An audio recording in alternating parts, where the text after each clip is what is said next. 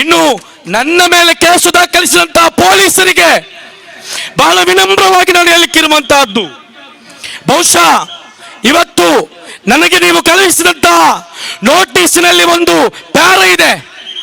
ಆ ಪ್ಯಾರಾಗ್ರಾಫಿನಲ್ಲಿ ನೀವು ಹೇಳಿರುವಂತಹದ್ದು ಕಮಿಷನರೇಟ್ ವ್ಯಾಪ್ತಿಯ ಯಾವುದೇ ಕರೆಗಳಲ್ಲಿ ಯಾವುದೇ ಕೃತ್ಯಗಳಲ್ಲಿ ನೀವು ಭಾಗಿಯಾಗಬಾರದು ಎಂದಾಗಿದೆ. ಬಹುಶಃ ನನಗೆ ನೋಟಿಸ್ ಕಳಿಸಿದಂತಹ ಪೊಲೀಸ್ ಅಧಿಕಾರಿಗೆ ಗೊತ್ತಿಲ್ಲ, 2009ರಿಂದ ವಿದ್ಯಾರ್ಥಿ ಹೋರಾಟಕ್ಕೆ ಕಾಲಿಟ್ಟಂದಿನಿಂದ ಸೈಂಟ್ ಅಲೋಷಿಯಸ್ ಕಾಲೇಜಿನಲ್ಲಿ ಡಿಗ್ರಿ ಕಳೆಯುವಂತಹ ದಿನಗಳ ಆ ಸಂದರ್ಭದ ಫೈಲುಗಳನ್ನೊಮ್ಮೆ ನೀವು ತೆಗೆದು ನೋಡಬೇಕು. ಈ ಮಂಗಳೂರಿನ ಬೀದಿಗಳಲ್ಲಿ ಎಷ್ಟು ಹೋರಾಟಗಳನ್ನು ನಾವು ಮಾಡಿದ್ದೇವೆ ಅನ್ನುವಂಥದ್ದು ಜಿಲ್ಲಾಧಿಕಾರಿಯ ಕಚೇರಿಗೆ ಅಲ್ಲ, ಮನೆಗೂ ಕೂಡ ನಾವು ಮುತ್ತಿಗೆಯನ್ನು ಹಾಕಿದವರು. ಆ ಹಿನ್ನೆಲೆ ಇರುವವರನ್ನ ನೋಟಿಸ್ ನೀಡಿ ನೀವು ಭಯಪಡಿಸುವುದು ಬೇಡ. ನನಗೆ ಕೇಳಲಿಕ್ಕಿದ್ದಂತಹ ಪ್ರಶ್ನೆ ಒಂದಾಗಿತ್ತು, ಕೇವಲ ಒಂದೇ ಒಂದು ಪ್ರಶ್ನೆ. ಬಜರಂಗ ದಳದವರು ಅವರ ಅಧಿಕೃತವಾದಂತಹ ಸೋಷಿಯಲ್ ಮೀಡಿಯಾದಲ್ಲಿ ಒಂದು ಪೋಸ್ಟರ್ ಅನ್ನು ಹಾಕ್ತಾರೆ. ಎಲ್ಲಿಯಾದರೂ ಮುಸ್ಲಿಮರು ಮಸೀದಿಯ ಹೊರಗಡೆ ಅಥವಾ ರಸ್ತೆಯಲ್ಲಿ ನಿಂತು ನಮಾಜು ಮಾಡಿದ್ರೆ ನಾವು ನೇರ ದಾಳಿಯನ್ನ ಮಾಡ್ತೇವೆ ಅಂತೇಳಿ, ಇದನ್ನ ನನ್ನ ಉಡುಪಿಯ ಆತ್ಮೀಯರಾದಂತ ಮಾಧ್ಯಮ ಮಿತ್ರರು ಉಡುಪಿಯಲ್ಲಿ ಎಸ್ ಪಾಲ್ ಅನ್ನುವಂತಹ ಬಿಜೆಪಿ ಶಾಸಕನ ವಿರುದ್ಧ ಪತ್ರಿಕಾಗೋಷ್ಠಿ ನಡೆಸಿ ನಾವು ಹೊರಗಡೆ ಬರುವಾಗ ಈ ಪ್ರಶ್ನೆಯನ್ನು ನನ್ನಲ್ಲಿ ಕೇಳಿದ್ರು. ಈ ರೀತಿ ಒಂದು ಬೆದರಿಕೆಯನ್ನ ಮುಸ್ಲಿಂ ಸಮುದಾಯಕ್ಕೆ ಬಜರಂಗ ದಳದವರು ಕೊಟ್ಟಿದ್ದಾರೆ. ಒಂದು ವೇಳೆ ನಾಳೆ ದಿನ ಶುಕ್ರವಾರದಂದು ಮಸೀದಿಯಲ್ಲಿ ನೀವು ನಮಾಜ್ ಮಾಡುವ ಸಮಯದಲ್ಲಿ ಬಜರಂಗ ದಳದವರು ಬಂದ್ರೆ ನೀವೇನು ಮಾಡುತ್ತೀರಾ ಅಂತೇಳಿ. ಪೊಲೀಸರೇ, ಈ ಪ್ರಶ್ನೆಗೆ ನಾನು ಉತ್ತರಿಸಿದ್ದು ನಾವು ಕೈ ಕಟ್ಟಿ ಕೂರುವುದಿಲ್ಲ ಎಂದಾಗಿದೆ. ಅದು ನಿಮ್ಮ ಕಾನೂನಿನ ಪ್ರಕಾರ ವಿರುದ್ಧ ಶಾಂತಿ ಭಂಗಕ್ಕೆ ಎಡೆ ಮಾಡಿಕೊಡುವಂತ ವಿಚಾರವಾಗಿದ್ರೆ ನೀವು ಹೇಳಿ, ನೀವು ಬಹಿರಂಗವಾಗಿ ಪತ್ರಿಕಾಗೋಷ್ಠಿಯನ್ನು ಕರೆದು ಹೇಳಬೇಕು. ನಾಳೆ ಬಜರಂಗ ದಳದವರು ಯಾವುದಾದ್ರೂ ಮಸೀದಿಯ ಆವರಣಕ್ಕೆ ಬಂದು ಮುಸಲ್ಮಾನರ ಮೇಲೆ ದಾಳಿಗಿಳಿದ್ರೆ ಮುಸಲ್ಮಾನರು ಏನು ಮಾಡಬೇಕು? ಗುಜರಾತಿನಲ್ಲಿ ತಲೆಯನ್ನು ಕೊಟ್ಟ ಹಾಗೆ ತಲೆಯನ್ನು ಕೊಡಬೇಕು. ಅನ್ಸಾರ್ ಅನ್ನುವಂತಹ ಗುಜರಾತಿನ ಸಹೋದರ ಕೈ ಮುಗಿದು ದಂಬಾಲು ಬಿದ್ದಾಗೆ ದಂಬಾಲು ಬೀಳ್ಬೇಕು.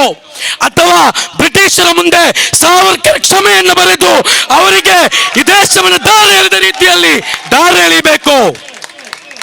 ಆ ಕಾಲದಲ್ಲಿ ನಾವು ಇವತ್ತಿಲ್ಲ. ನಾವು ಸಾವರ್ಕರ್ನ ಅನುಯಾಯಿಗಳು ಕೂಡ ಅಲ್ಲ. ನಮ್ಮ ಹಿನ್ನೆಲೆಗೆ ಬಹಳಷ್ಟು ದೊಡ್ಡ ಚರಿತ್ರೆ ಇದೆ. ಬ್ರಿಟಿಷರ ಮುಂದೆ ಯಾವುದೇ ಭಯವಿಲ್ಲದೆ ರಕ್ತವನ್ನ ನೀಡಿ ಈ ದೇಶಕ್ಕೆ ಸ್ವಾತಂತ್ರ್ಯವನ್ನ ನೀಡಿದಂತವರು ನಾವು.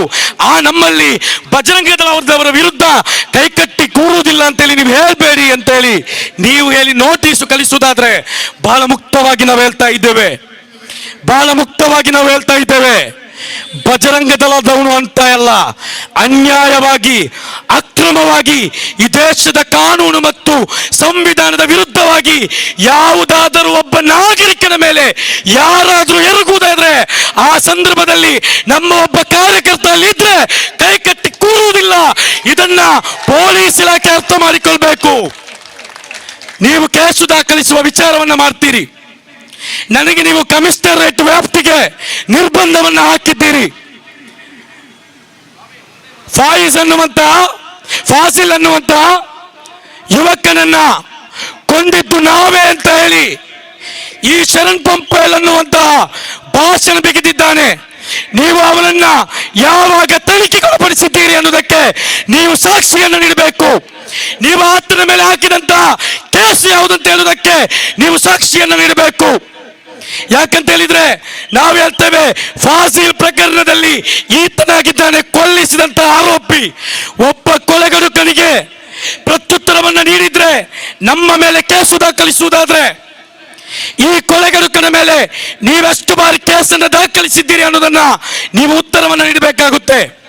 ಮಾನ್ಯ ಸಿದ್ದರಾಮಯ್ಯರವರೇ, ಇಷ್ಟು ನಾಚಿಕೆಗೆಟ್ಟು ಒಂದು ರಾಜ್ಯವನ್ನ ಆಳುವಂತ ಒಂದು ಪರಿಸ್ಥಿತಿ ಈ ಪ್ರಾಯದಲ್ಲೂ ನಿಮಗೆ ಬಂದಿದೆ ಎನ್ನುವುದರಲ್ಲಿ ಸೋಷಿಯಲ್ ಡೆಮೋಕ್ರಾಟಿಕ್ ಪಾರ್ಟಿ ಆಫ್ ಇಂಡಿಯಾಗೆ ಕನಿಕರ ಇದೆ.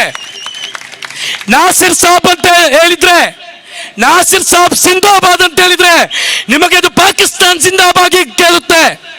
ನಾಸಿರ್ ಸಾಬ್ ಸಿಂದಾಬಾದ್ ಅಂತ ಹೇಳಿದಂತ ನಿಮ್ಮ ಪಕ್ಷದ ಕಾರ್ಯಕರ್ತರನ್ನ ನೀವು ಜೈಲಿಗೆ ಕಳುಹಿಸುತ್ತೀರಿ. ಸೋಷಿಯಲ್ ಡೆಮಾಕ್ರೆಟಿಕ್ ಪಾರ್ಟಿ ಆಫ್ ಇಂಡಿಯಾದ ಮಹಿಳೆಯರು ಪ್ರಭಾಕರ್ ಭಟ್ನ ವಿರುದ್ಧ ಪ್ರತಿಭಟನೆಗೆ ಅನುಮತಿ ಕೇಳಿ ಬಂದ್ರೆ ನೀವು ಅವರ ಮೇಲೆ ಕೇಸನ್ನು ಹಾಕುತ್ತೀರಿ. ಪ್ರಭಾಕರ್ ಭಟ್ನ ವಿರುದ್ಧ ಕೋರ್ಟಿನಲ್ಲಿ ವಾದ ನಡೆಯುವಾಗ ಆತನನ್ನು ಬಂಧಿಸಲಿಕ್ಕೆ ನಾವು ಲಾಯಕ್ಕಿಲ್ಲ ಅಂತೇಳಿ ನೀವು ಒಪ್ಪಿಕೊಳ್ಳುತ್ತೀರಿ.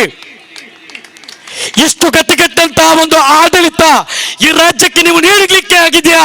136 ಸೀಟನ್ನು ನಿಮ್ಗೆ ಗೆಲ್ಲಿಸಿದ್ದು ಅಂತೇಳಿ ನಾವು ಪ್ರಶ್ನೆ ಮಾಡಬೇಕಾಗುತ್ತೆ. ಮುಸಲ್ಮಾನ್ರೆ, ನೀವು ಅರ್ಥ ಮಾಡಿಕೊಳ್ಳುವುದಿಲ್ಲ,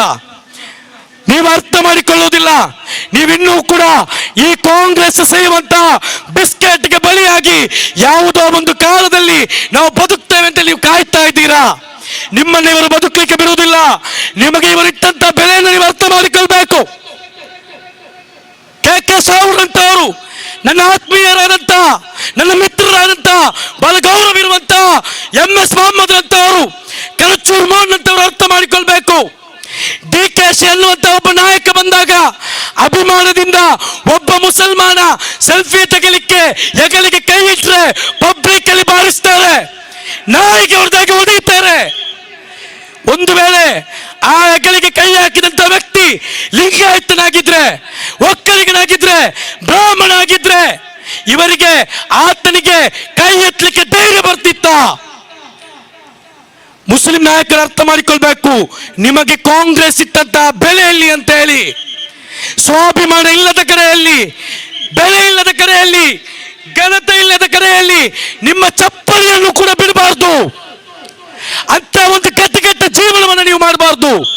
ಆದ್ರೆ ನಿಮ್ಮ ಅವಸ್ಥೆಯನ್ನು ನೋಡಿ, ಕರ್ನಾಟಕವನ್ನ ಯಾವ ರೀತಿಗೆ ಬಂದು ನಿಲ್ಲಿಸಿದ್ದಾರೆ.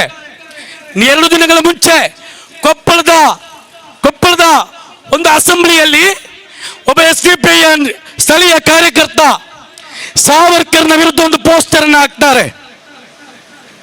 ಆ ನಂತರ ಸಂಜೆ ಆಗುವಾಗ ಟಿಪ್ಪು ಸುಲ್ತಾನ್ನ ಪರವಾದಂತ ಒಂದು ಪೋಸ್ಟರ್ ಅನ್ನು ಹಾಕ್ತಾರೆ. ಫಲಸ್ತೀನಿ ಪರವಾದಂತ ಪೋಸ್ಟರ್ ಅನ್ನು ಸಹಿಸಿದಂತ ಅದೇ ಪೊಲೀಸು, ಅದೇ ಸಿದ್ದರಾಮಯ್ಯ ಸರ್ಕಾರದ ಪೊಲೀಸು, ಅದೇ ಪರಮೇಶ್ವರ್ನ ಪೊಲೀಸು ಆ ಕಾರ್ಯಕರ್ತನ ಮನೆಗೆ ನುಗ್ಗಿ ಆತನನ್ನು ಬಂಧಿಸಿ ರಾತ್ರಿವರೆಗೆ ಸ್ಟೇಷನ್ ಅಲ್ಲಿ ಇರ್ತಾರೆ. ನಾನು ಪರ್ಸನಲ್ ಆಗಿ ಅಲ್ಲಿಯ SI ಅವರಿಗೆ ಸಂಪರ್ಕವನ್ನ ಮಾಡಿದೆ. SI ಸಂಪರ್ಕ ಮಾಡಿ ಕೇಳಿದೆ, ನೀವು ಯಾಕೆ ಬಂಧಿಸಿದ್ದೀರಿ ಅಂತ ಹೇಳಿ. ಒಂದು ವೇಳೆ ನೀವು ಬಂಧಿಸುವುದಾದ್ರೆ ಈ ರಾಜ್ಯದ ಮುಖ್ಯಮಂತ್ರಿಯನ್ನ ನೀವು ಪ್ರಥಮ ಬಾರಿಗೆ ಬಂಧಿಸಬೇಕು. ಯಾಕಂತ ಹೇಳಿದ್ರೆ ಅವರು ಕೂಡ ಒಂದು ಸಂದರ್ಭದಲ್ಲಿ ಸಾವರ್ಕರ್ನ ವಿರುದ್ಧವಾಗಿ ಮಾತಾಡಿದ್ದಾರೆ ಅಂತ ಹೇಳಿ. ಅವನಿಗೆ ಆನ್ಸರ್ ಇರುವುದಿಲ್ಲ.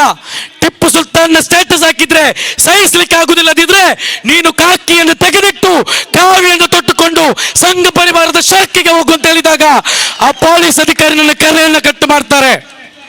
ಆನಂತರ ನಮ್ಮ ನಾಯಕರು ಹೋದಾಗ ಆ ಪೊಲೀಸ್ ಅಧಿಕಾರಿ ಕೇಳಿದ್ದು, ನೀವು ಯಾಕೆ ಅವರಲ್ಲೆಲ್ಲ ನಮ್ಮನ್ನು ಕ್ವಶನ್ ಮಾಡಿಸ್ತೀರಿ, ನಾವು ಹೇಗೆ ಅವರಿಗೆ ಉತ್ತರಿಸುವುದು ಎಂದಾಗಿದೆ. ನಾನು ಈ ಸಮುದಾಯದಲ್ಲಿ ಹೇಳುವಂತಹದ್ದು ಪ್ರಶ್ನೆ ಮಾಡುವುದನ್ನು ಕಲಿಯಬೇಕು. ಈ ಕಾಂಗ್ರೆಸ್ನ ನಾಯಕರಲ್ಲಿ ನಾನು ಹೇಳ್ತಾ ಇರುವಂತಹದ್ದು, ಮುಸ್ಲಿಂ ನಾಯಕರಲ್ಲಿ ಹೇಳ್ತಾ ಇರುವಂತಹದ್ದು, ನೀವು ಪ್ರಶ್ನೆ ಮಾಡುವುದನ್ನು ಕಲಿಯಬೇಕು. ಇನ್ನು ಪರಮೇಶ್ವರ್ ಅವರೇ, ಯಾವ ಗಾಢ ನಿದ್ರೆಯಲ್ಲಿ ನೀವು ಬಾಕಿಯಾಗಿದ್ದೀರಿ? ನಿಮಗೆ ಮತವನ್ನು ನೀಡಿದಂತ ಜನತೆ ಏನು ಅಂದುಕೊಳ್ಬೇಕು? ನೀವು ನಿಮ್ಮ ಜವಾಬ್ದಾರಿಯುತ ಸ್ಥಾನಕ್ಕಿರುವಂತಹ ಬೆನ್ನೆಲುಬನ್ನ ಯಾರ ಕಾಲಡಿಯಲ್ಲಿ ನೀವು ಅದೇ ಇಟ್ಟಿದ್ದೀರಿ ಅದನ್ನು ನೀವು ಹೇಳ್ಬೇಕು. ಯಾಕಂತ ಹೇಳಿದ್ರೆ ನಿರಂತರವಾಗಿ ಮುಸ್ಲಿಂ ದ್ವೇಷವನ್ನ ಮಾತಾಡುವಂತ ಒಬ್ಬ ಸ್ವಾಮೀಜಿಯ ಬಳಿಗೆ ಗೃಹ ಮಂತ್ರಿ ಆಗುವ ಹೊತ್ತಲ್ಲೇ ನೀವು ಹೋಗಿದ್ದೀರಿ. ನಮಗೆ ಗೊತ್ತಿಲ್ಲ ನೀವು ಯಾರಿಗೆ ಅಡ ಇಟ್ಟಿದ್ದೀರಿ ಎಂದು. ಆದ್ರೆ ಹರೀಶ್ ಪೂಂಜಾ ಅನ್ನುವಂತ ಒಬ್ಬ ನಲಾಯಕ ಶಾಸಕ ಬಂದು ನಿಮ್ಮ SPಗೆ ಅತಿ ಕೆಟ್ಟದ್ದಾಗಿ ಕಮೆಂಟ್ ಹಾಕುವಾಗ, ನಿಮ್ಮ ಠಾಣೆಗೆ ಅಂದ್ರೆ ಪರಮೇಶ್ವರ್ ಅವರ ಮನೆ ಅಂಗಳಕ್ಕೆ ಬಂದು ಧಮಕಿ ಹಾಕುವಾಗ ಆತನ ಕೋಲರ್ ಪಟ್ಟಿ ಹಿಡಿಯುವಂತ ಒಬ್ಬನೇ ಒಬ್ಬ ಧೈರ್ಯವಂತ ಅಧಿಕಾರಿ ದಕ್ಷಿಣ ಕನ್ನಡ ಜಿಲ್ಲೆಯ ಪೊಲೀಸ್ ಇಲಾಖೆಯಲ್ಲಿ ಇಲ್ಲ ಅಂದ್ರೆ, ಅಂತ ಒಬ್ಬ ಅಧಿಕಾರಿಯನ್ನು ತರಲಿಕ್ಕೆ ಕಾಂಗ್ರೆಸ್ಗೆ ಸಾಧ್ಯವಾಗಿಲ್ಲ ಅಂತ ಹೇಳಿದ್ರೆ ಡ್ರಗ್ಸ್ ದಂಧೆ ವಿಚಾರದಲ್ಲಿ, ಗಾಂಜಾ ಮಾಫಿಯಾದ ವಿಚಾರದಲ್ಲಿ, ಹೊಯ್ಗೆ ವಿಚಾರದಲ್ಲಿ ವಿರುದ್ಧ ವ್ಯಕ್ತಪಡಿಸ್ತಾರೆ. ಅದರ ವಿರುದ್ಧವಾಗಿ ಕೆಲಸ ಮಾಡ್ತಾ ಇದ್ದಾರೆ ಅನ್ನುವಂಥ ಕಾರಣಕ್ಕಾಗಿ ಒಬ್ಬ ಉತ್ತಮವಾದಂತಹ ಕಮಿಷನರ್ ಅನ್ನ ಬದಲಾಯಿಸಲಿಕ್ಕೆ ದಮ್ ಇರುವಂತ ಕೆಲವು ಮಂದಿಗೆ ಯಾಕೆ ಈ ರೀತಿಯಾಗಿ ಫ್ಯಾಸಿಸ್ಟರನ್ನ ಮೆಟ್ಟುವಂತ ದಮ್ ಇರುವಂತ ಅಧಿಕಾರಿಯನ್ನ ಈ ದಕ್ಷಿಣ ಕನ್ನಡ ಜಿಲ್ಲೆಗೆ ತರಲಿಕ್ಕೆ ಆಗ್ತಾ ಇಲ್ಲ?